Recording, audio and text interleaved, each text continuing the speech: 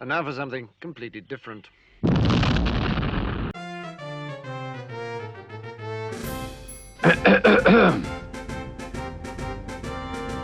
John Philip Sousa is a well-known composer, although most people wouldn't know him, but they might recognize some of his works.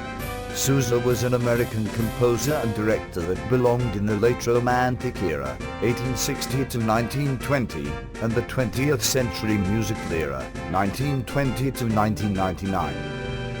Early musicianhood. Sousa was born in Washington, D.C.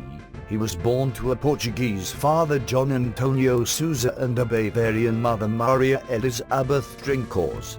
Sousa began his musical life with playing the violin, studying music theory and the art of composing under John Scheer-Peters and George Felix Binkert.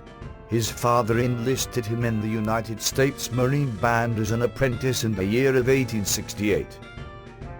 Start of a musical life.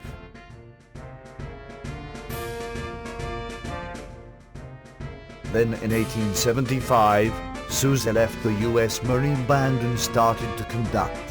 From 1880 until his death in 1932, he focused exclusively on conducting and the writing of marches. He eventually rejoined the Marine Band and served there for 12 years as the director. On leaving the Marine Band, Sousa organized his own band. He toured Europe and Australia. On the outbreak of World War I, Sousa was commissioned as a lieutenant commander and led the Naval Reserve Band in Illinois. Following his tenure, he returned to direct the Sousa Band until his death in 1932. Sousa's contribution. Sousa composed 136 military marches, remarkable for their rhythmic and instrumental effects.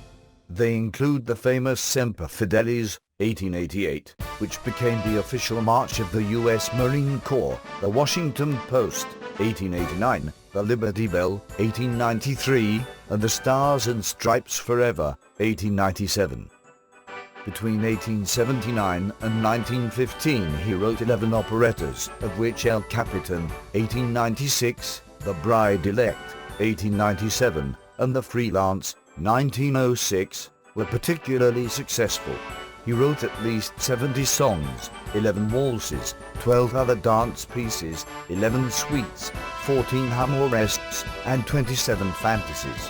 In the 1890s he also redeveloped a type of bass tuba called the helicon, made to his specifications and eventually called the sousaphone.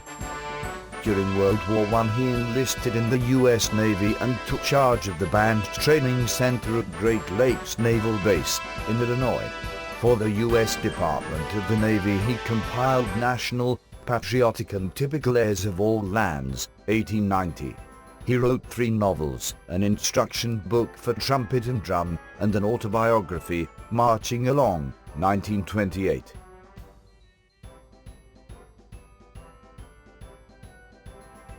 John Philip Sousa's well-known works.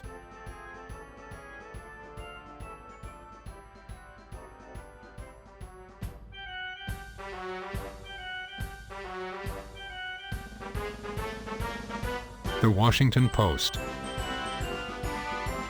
In 1889, the owners of the Washington Post newspaper requested that John Philip Sousa, the leader of the United States Marine Band, compose a march for the newspaper's Essay Contest Awards ceremony.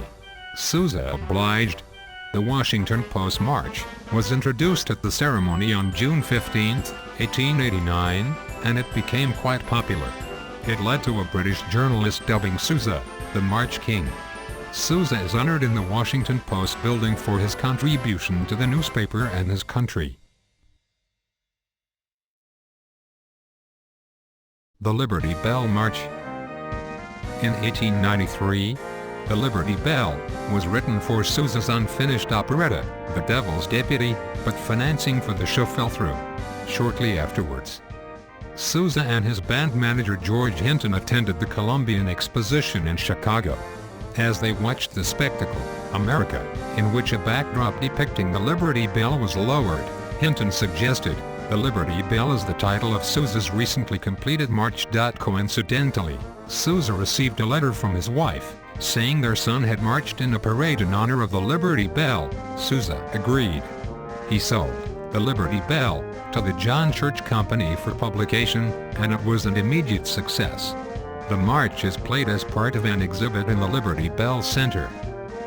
The United States Marine Corps Band has played the Liberty Bell March at 4 of the last 6 presidential inaugurations: the 1993 inauguration of President Bill Clinton, the 2005 inauguration of President George W. Bush, and the 2009 and 2013 inaugurations of President Barack Obama. The Liberty Bell is also the official march past of the Canadian Forces Public Affairs Branch.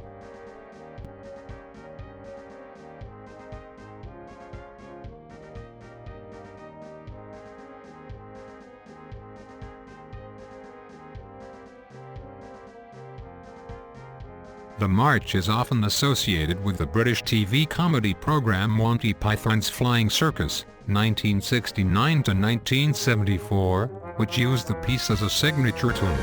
The British comedy troupe Monty Python's use of the melody is ironic. The bouncy melody of the march may be what the troupe found appealing. Terry Gilliam, the only American in the troupe, decided to use the theme.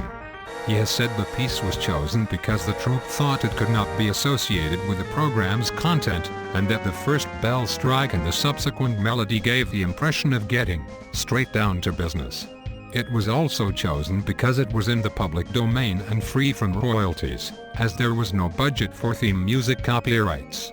The Monty Python mode of presenting the tune was with a single strike of the bell, lifted from the third section and increased in volume, followed by a strain of each of the first 2 sections, followed by the famous stomping foot and a noticeably flatulent, splat, sound reminiscent of a whoopee cushion, though the first episodes used to hiss.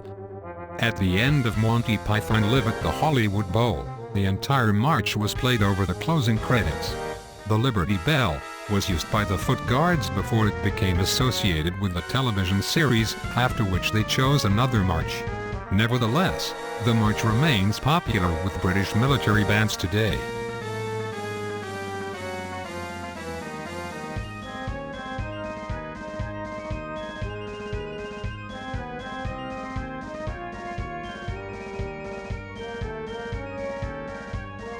The Salvation Army March.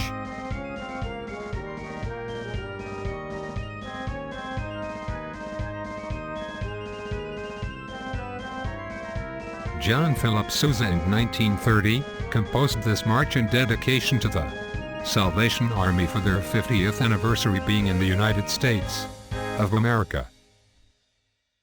Semper Fidelis.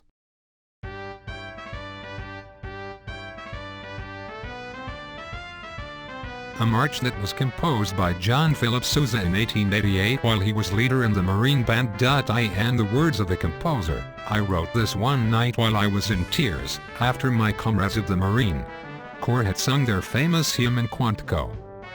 The result is a march that Sousa considered to be his finest, dedicated to the officers and Marines of the United States Marine Corps. It has been adopted as the Corps' official march and borrows its title from the United States Marine Corps' sacred motto, Semper Fidelis.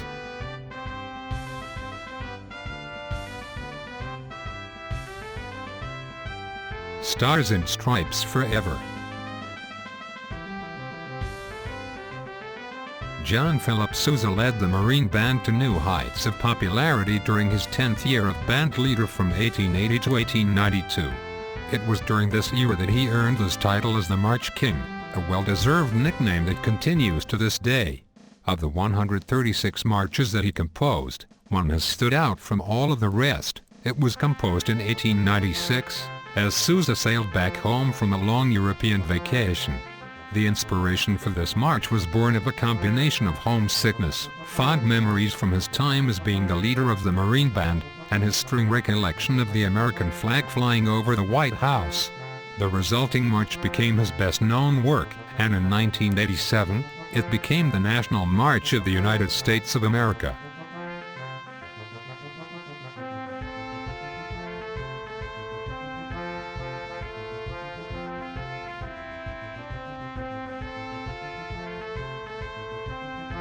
The Sousa Call, an arrangement redone for concert band.